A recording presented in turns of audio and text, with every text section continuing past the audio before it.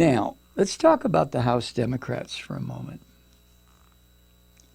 and impeachment. The House Democrats are facing some of the most striking evidence yet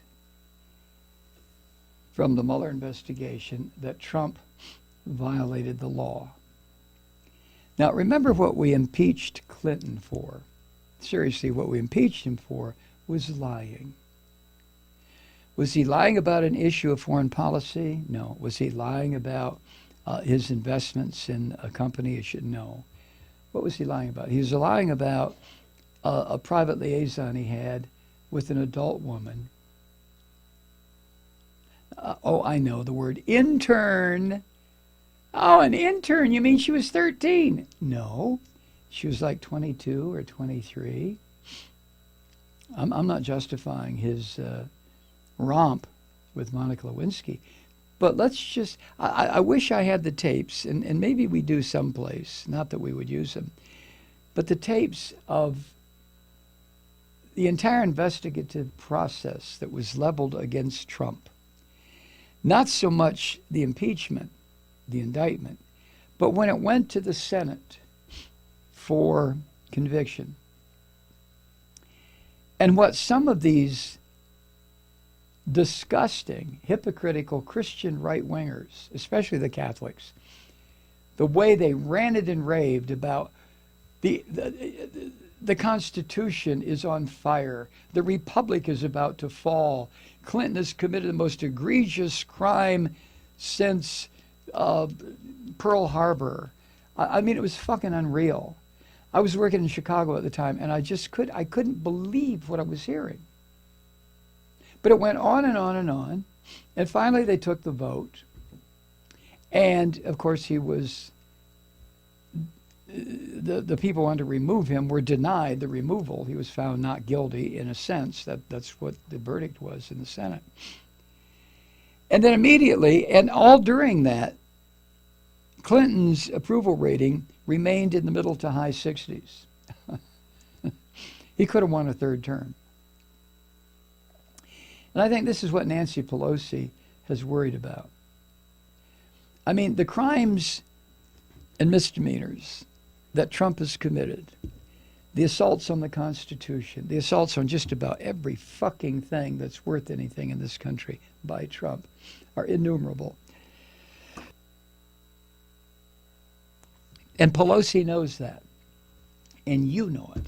And I know it. But what to do about it? What to do about it? Should the House Democrats begin impeachment hearings? Now, impeachment hearings in their initial stage is simply to determine whether or not there is enough evidence to bring articles of impeachment. It's a multi-layered process. And the initial phase, which I think the Democrats are going to do, is to, I think that's the reason they want the unredacted Mueller report. The first phase is to lay out the charges against him and investigate whether those charges are real. They're not just going to bring charges without public testimony and private to determine whether or not there's a valid reason to put together articles of impeachment. This is what they did to Nixon. And when there was enough evidence in Watergate that, yes, articles of impeachment could be brought, that's when Nixon resigned. No articles of impeachment ever were brought. But Democrats and Republicans went to Nixon and said, the jig is up. These will be the articles of impeachment unless you get the fuck out of here. He got the fuck out of there. So, should the Democrats do that? My answer is an unqualified yes. Because if they don't, if the Democrats in the House, and this begins in the Judiciary Committee, which Jerry Nadler is the chairman of, if the Democrats don't open impeachment hearings as to whether or not there are grounds to bring articles of impeachment, then they are violating every single day that they remain in office the oath they took to protect and defend the Constitution. And Pelosi knows this. They all know it. Anyway, House Democrats are edging closer to confronting a question that they have long tried to avoid, and that is whether Trump's behavior warrants impeachment. If we go by a strict interpretation of the Constitution, you're fucking right. His behavior warrants impeachment. Absolutely. But there's a process to go through before you get to impeachment. Remember, impeachment's indictment. That's what it means.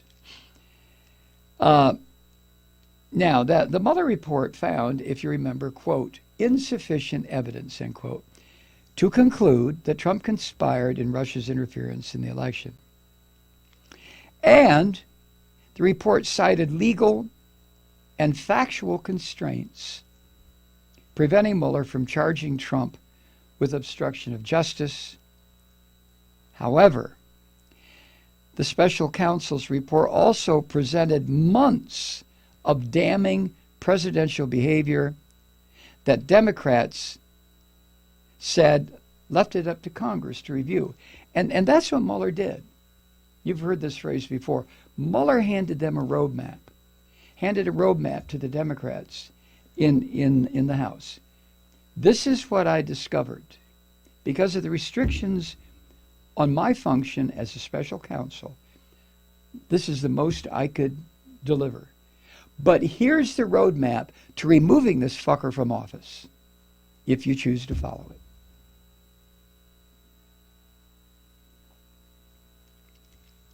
Mueller wrote in the report this, quote, the conclusion that Congress may apply the obstruction laws to the president's corrupt exercise of the powers of office, the president's corrupt exercise of the powers of office, accords with our constitutional system of checks and balances and the principle that no person is above the law. Well, what is Mueller saying there? Huh?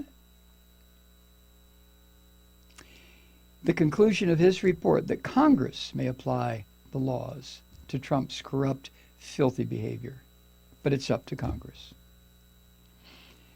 House Democrats, as reported by the Times, in particular, took that legal analysis as a clear nod or indication that Congress should take the next step to make its own judgment. Although, of course, these filthy fucking Republicans who I can't understand. Yeah, I can. But the Republicans, of course, say, no. We like corruption. Of course you do, you fucking devils. Now, the question is how Democrats are going to proceed with what Mueller has given them. And because Nancy Pelosi is first and foremost a politician, which is not, I'm not damning her with faint praise. I mean, she has to be a politician.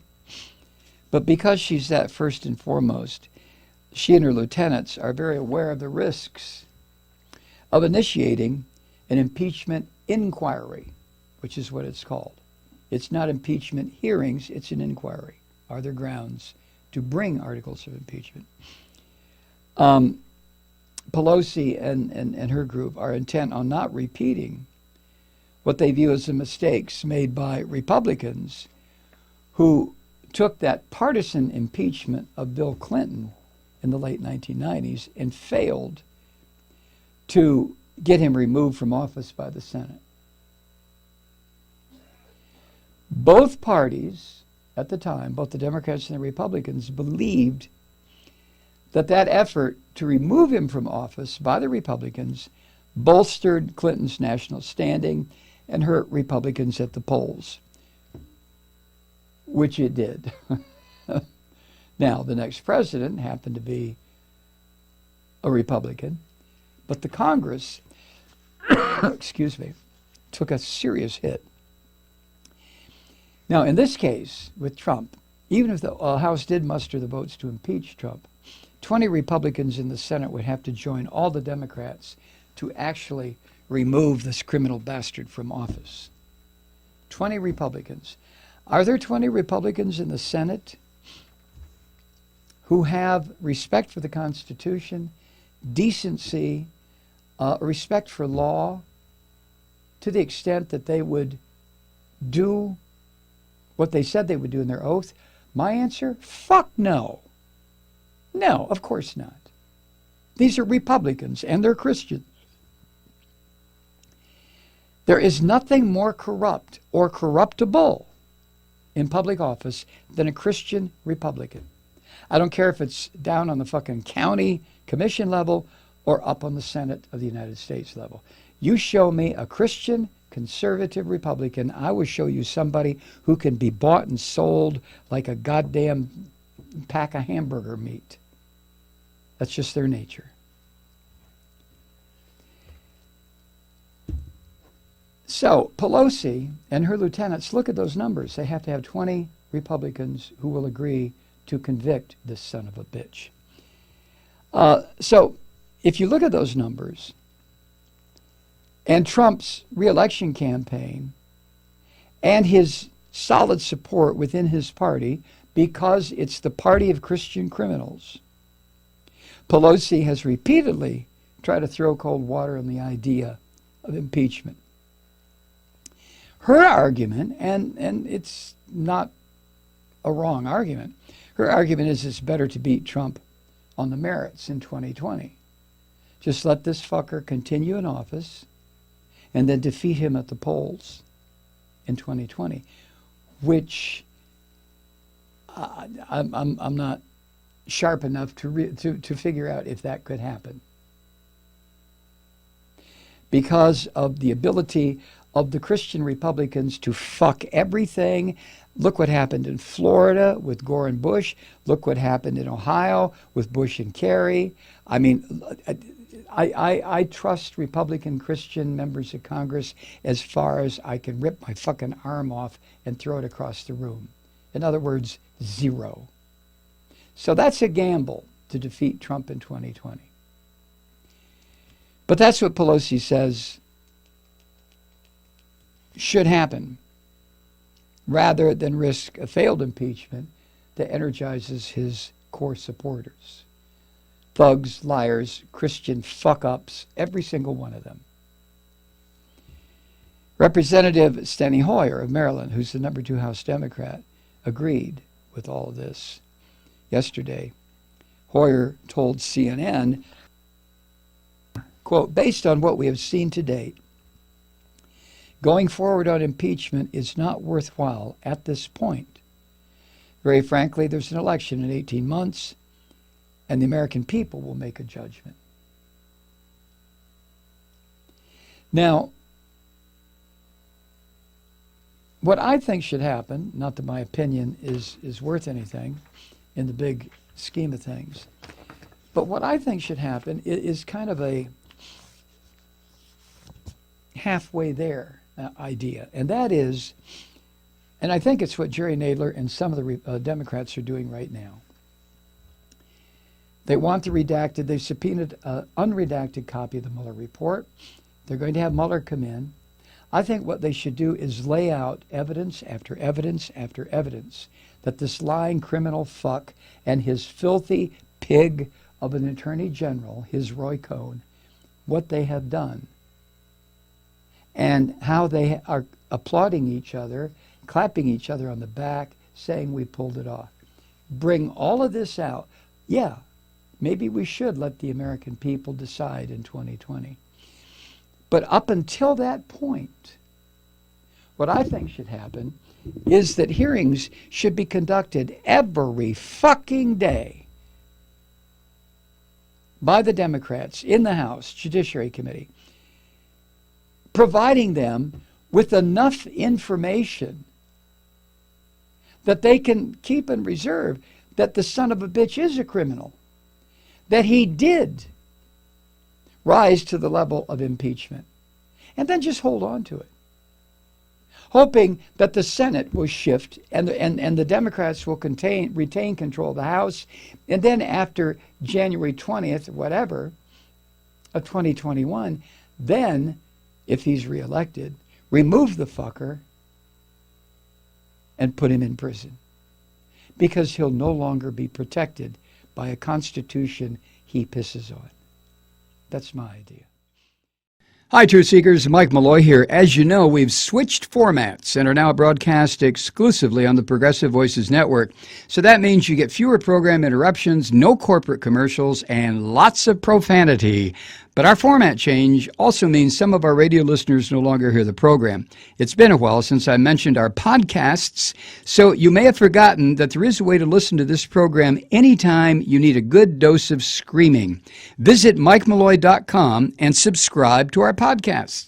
You have your choice. You can listen to the ranting with the audio podcast or listen and watch me lose control with a video podcast subscription. As a podcast subscriber, you can download the program to your mobile device and take me with you wherever you go.